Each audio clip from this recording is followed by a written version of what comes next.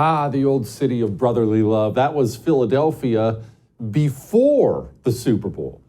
Now, I don't really care about the Super Bowl, and I don't care about football. You know my reasons behind that. But I do actually care about America's cities. So I just wanted to take just a couple minutes and touch on this again. I do care about cities. I know the right.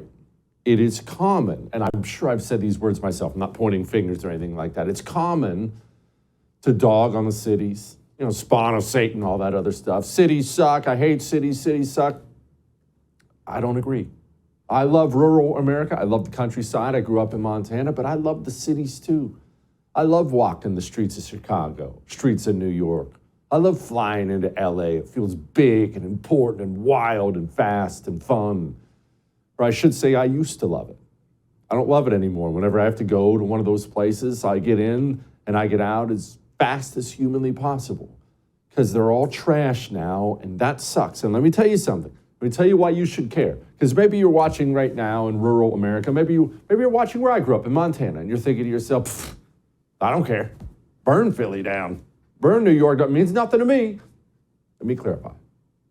If you love your country, you have to acknowledge that the cities are how people around the world, it's how they think of your country. What do you think of when you think of Japan? You thinking about the countryside right now? No, you're not. You're thinking about Tokyo. What do you think of when you think of France? You thinking about some woods somewhere? No, you're thinking about Paris. People think about New York. People watch the news and they see what's happening in Philadelphia. They see that homicides are up 64%. Auto theft has more than doubled. Chicago, LA, St. Louis, New York, all a disaster.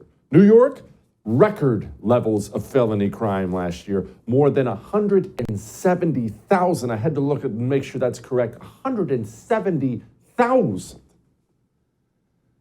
This is bad for America.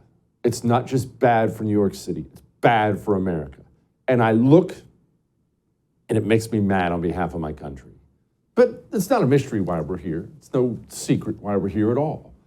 Communists like George Soros have long realized that, hey, local is what really matters. Now, the federal government's fine. It's nice to have the presidency, the Senate, but local is what really matters. I actually want to credit Soros and his ilk for that.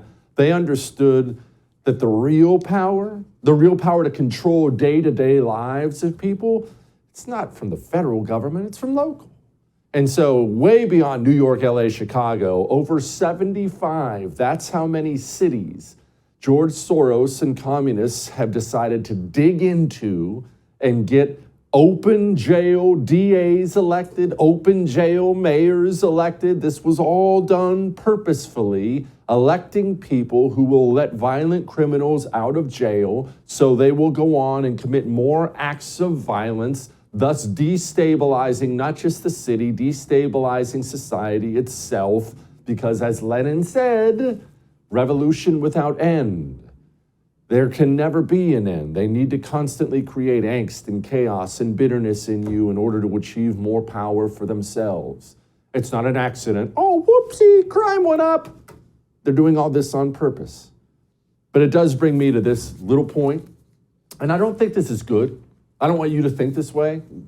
Maybe you're going to think this way. Maybe you already do, but I don't feel bad for the cities themselves, the people in the cities. And this is what I mean. I feel bad for my country. I don't like it. But New York, for example, Eric Adams is the mayor there. Eric Adams, the guy who's on TV still defending mandates and saying they're going to come back again. I know what COVID looked like. And I know that if we didn't have those mandates, I take my hat off to Bill de Blasio. If we didn't have that vaccine and we didn't have those mandates, we would have lost so many more lives. Those who made the determination that, no, I still want to come into a work environment and I'm not going to be vaccinated. No, I want to still ride the trains. I want to do whatever I want. That just wasn't right. Now that we're seeing a normalization of COVID, there may be another time that we're going to have to do mandates again. And this is the part where I say, I don't think you should think like me, but I'm having a hard time feeling sympathy for New Yorkers. 67%. That's the percentage of the vote Eric Adams got last election. Go look at Alvin Bragg's election numbers. Go look at it. This is what the people want. Oh, Jesse, they don't know what they're getting. They're just used to voting Democrat because New Yorkers vote Democrat. So, okay, well, your stupidity is not my problem. If I went to the polls every single time and I voted Republican in my city where I live, and I go vote Republican every time, boop, Republican, boop, Republican, boop, Republican, and all around me, life continued to get worse and worse and worse. At some point in time, I need to go to the mirror and say, maybe I'm doing something wrong. Maybe I need to make some changes. Support the First TV today and get instant access to exclusive specials like Who is Ron DeSantis, the history of FBI scandals, and America's worst presidents. Visit thefirsttv.com/support or download the First TV app to become a supporter and start watching today.